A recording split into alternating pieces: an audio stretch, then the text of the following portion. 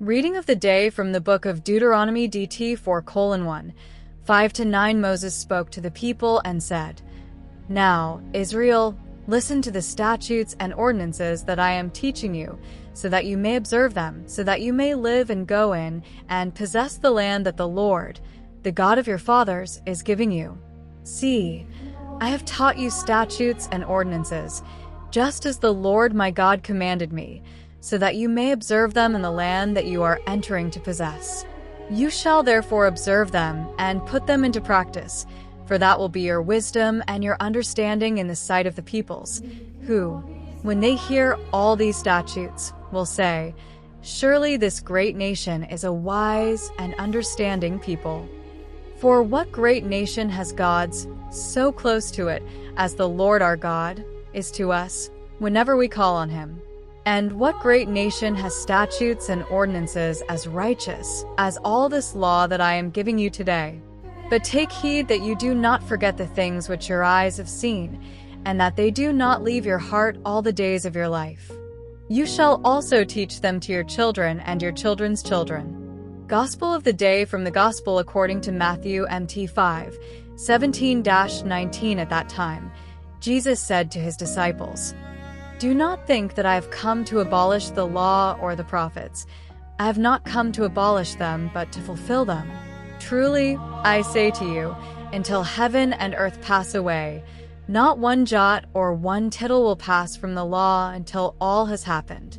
Therefore, whoever breaks one of the least of these commandments and teaches others to do the same will be called least in the kingdom of heaven, but whoever does and teaches them will be called great in the kingdom of heaven.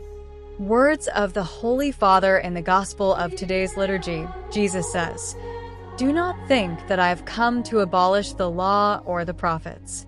I have not come to abolish them, but to fulfill them. MT 5:17. Fulfilling. This is a key word for understanding Jesus, for understanding his message. But what does this fulfilling mean? To explain it, the Lord begins by saying what fulfillment is not.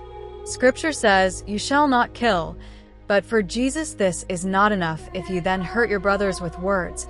Scripture says, You shall not commit adultery, but this is not enough if you then live a love tainted by duplicity and falsehood.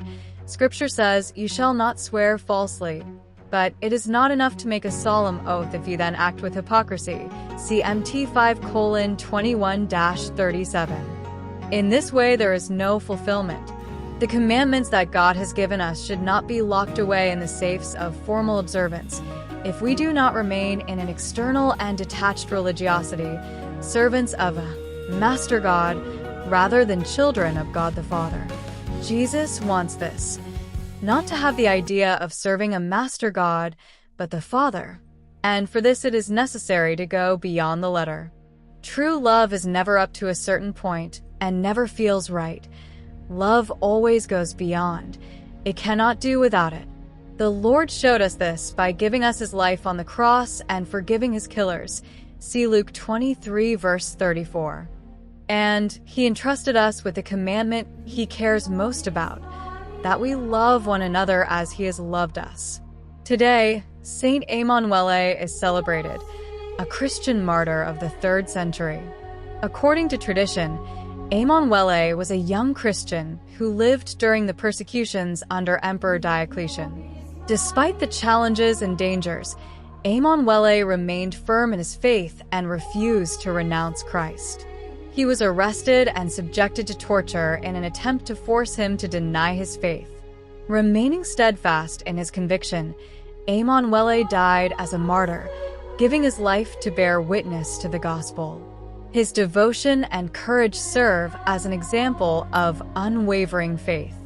Saint Emanuele is considered a symbol of hope for all those who face suffering and persecution for their faith.